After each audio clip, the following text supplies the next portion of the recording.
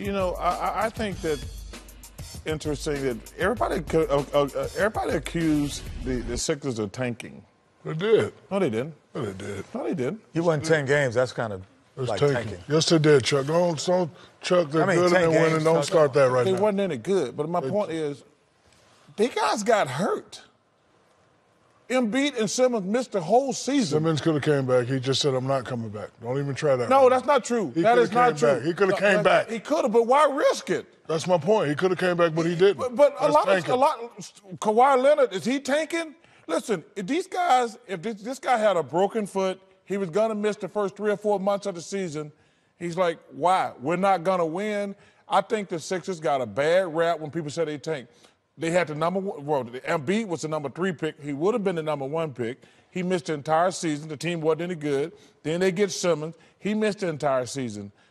So I think this notion that Philly was trying to lose, they had the number 1 pick in the draft 2 years in a row, and the guys just missed the season. Sam Hinkie is the guy who said the process. Tony Roten is given credit for, generally acknowledged as the guy who said trust the process. But what do you think Sam Hinkie's thinking tonight? Well, first of all, let's get one thing straight. Sam Hinkie got fired because he was a jerk. He was a jerk, right? Yeah, he was a jerk. Forced out. He was resigned. forced out because he was a jerk. Because listen, I live in Philly. I know all the people who work for the city. He did a good job. He just was unpersonable. He didn't socialize with anybody.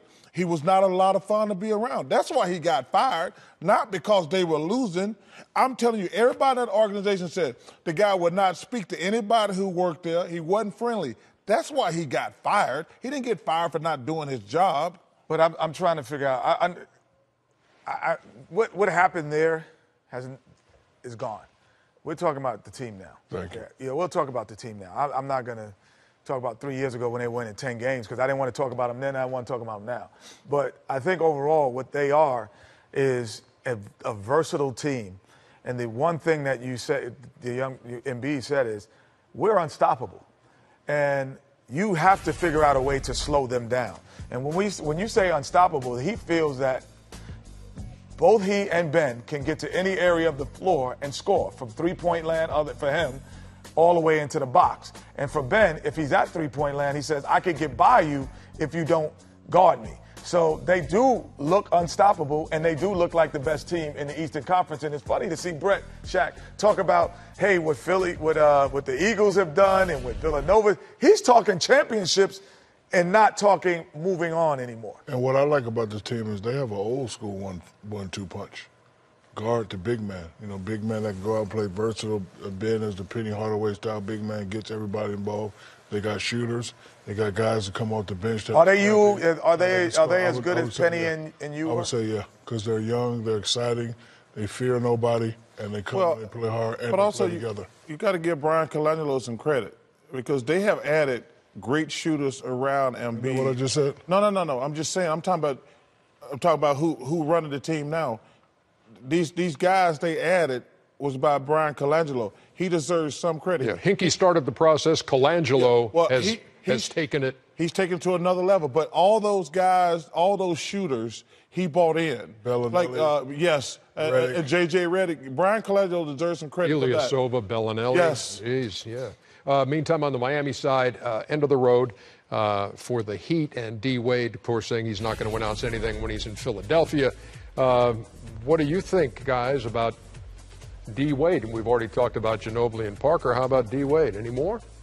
He still has a little left in the tank. It's hard for me to say, you should stop playing. It's just, Ernie, for us superstars that have always put up big numbers our whole career, towards the end of the career when you put up 9, 10 points, really don't feel good. It's towards the end. But I'd say to him, hey, if you still love it, just like what Steve Kerr said, you still love it, you feel you can go and play. Because once you retire, it's over. And I hope Dwayne retires because I hate when I see because it's a different animal between Dwayne Wade and Parker and Ginobili. Those guys are good players. Dwayne Wade is one of the greatest ever, and to see one of the greatest ever coming off the bench, that's not fun for me. They'll all be Hall of Famers. Yeah, but I'm just saying though, Dwayne Wade's on a whole nother level than those other guys. But to see him coming off the bench for another couple years, that would not be fun for me. We have to do for the Miami Heat what we do for teams that find themselves in this situation. Hey, can I give a shout out, Ernie? Might as well. Before the boat leaves? Yeah, before the boat leave, I'll give a shout out to my girl, Aileen Voisin. Worked for the Sacramento Bee for a lot of years. Started here in Atlanta. Great writer. Yeah. Great writer. Girl, we love you. Just thinking about you. All right, can we start that boat? Hal, There we go. guy sitting next to Hal. So where did you go on the fishing trip with Miami? Oh, you know I had to go right in Biscayne Bay, brother. Yeah. You know, right. Banana boat. We got Serena Williams on the boat now. Oh, no question. The Rock. You know Gabby had to be on it. Without Gabby, question. Oh, there go Pitbull. Oh, my boy Pitbull. Mr. Pitbull. Crockett and Tubbs. Wait, there go my man from Miami Vice back there. Yeah, no question. Don Johnson and Tubbs, baby. I saw Don Johnson last week, man. Good seeing him, man. You know what? I saw him in San Antonio. He was on Colbert last I night. saw him in San Antonio. We had a good conversation. He's a good dude, man. I love me some Don in Johnson. the same area as Don, man. He's a good guy. Why y'all call the boat my little friend? Let's say hello to my little Miami. friend. Oh, my Yeah. God. Come on. Oh, my God. One of the greatest movies of all time, Scarface. Scarface, do you like that? Obviously didn't know the line, though. Must be young to be nice. Yeah, you did say that.